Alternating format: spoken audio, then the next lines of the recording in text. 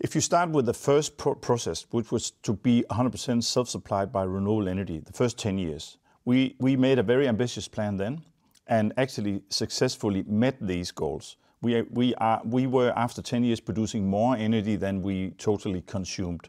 The next is even more ambitious, to be 100% fossil-free by 2030, which is 20 years before the Danish ambition about being independent of fossil fuel-free society. We have this approach that if the community not as a whole is participating, then we create a lot of resistance against new technology. So we have ensured everybody, high and low, to participate in this by asking the banks to provide ownership documents. So they'll make a bank loan to anyone who approaches the bank, and they just need to sign this ownership document, and then they'll keep the ownership document until the windmill or the solar panel has paid back the cost of the bank loan. And then anyone who owns it has it as your own ownership document. So the challenge of today is to meet kind of the numbers.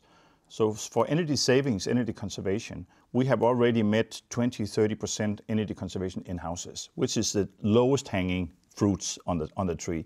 If we climb a little bit higher, it becomes more expensive per kilowatt hour saved. So even more insulation, even better windows is an extra investment we need to do here.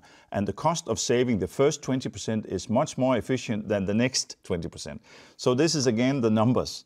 And this is a challenge. If we can't bring the numbers, people won't react to it. Transportation.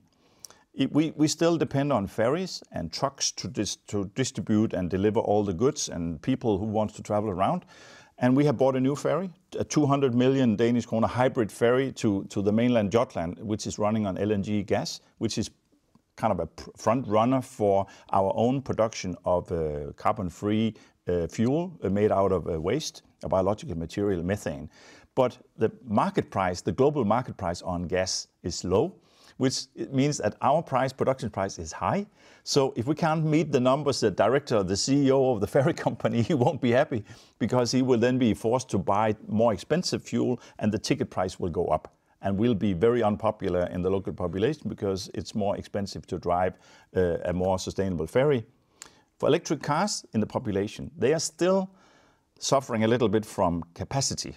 So if I introduce an electric car, the range is still below 200 kilometers, and people want to go and visit their aunt or uncle in West Jutland, and they need 300 kilometers.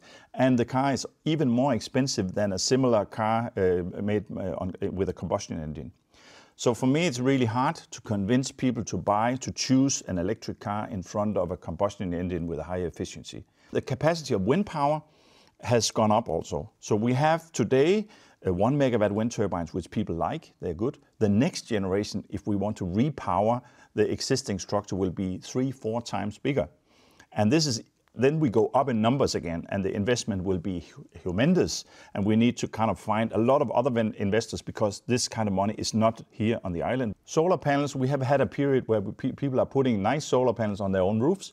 But if we want to meet the UN development goals, we need to speed up capacity, which means on the field, mega size, many hectares of solar panels. And this is again, we like the little plants, but the bigger plants is kind of challenging us because it's spoiling the visual impact. So these are the things that we are struggling with to meet the ambition of 2030.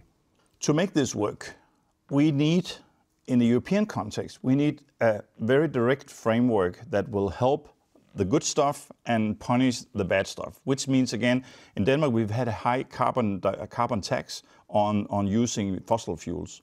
And this high carbon tax was then taken out of energy consumption from fossil fuels and reinvested in green technology. So this is how you can finance the next generation and bring down the cost if you taxate and punish the polluter. So we are letting the polluter pay and putting the investment into kind of new green infrastructure. So we need political help to do that, because this is not for local little markets to handle that situation. We have a very hard time identifying the numbers to make them positive for people as it is today. Because we've had a fight with Russia delivering gas to the European market, which is actually lowering the general gas prices also here on this island.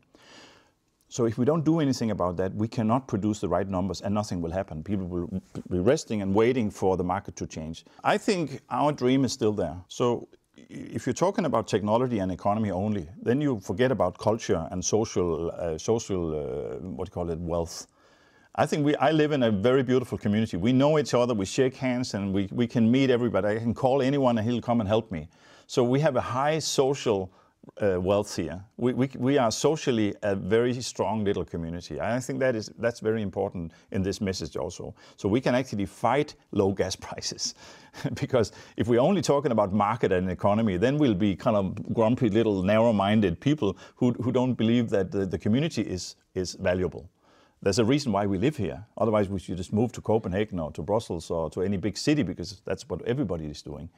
So that's another sustainable factor. This is a sustainable community, not just a sustainable energy production.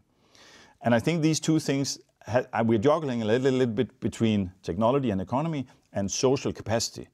And I think right now we are working very much with the social capacity, because the threat is that the market will run us over and flatten us completely, because we can't fight gas prices from Putin or from anybody else.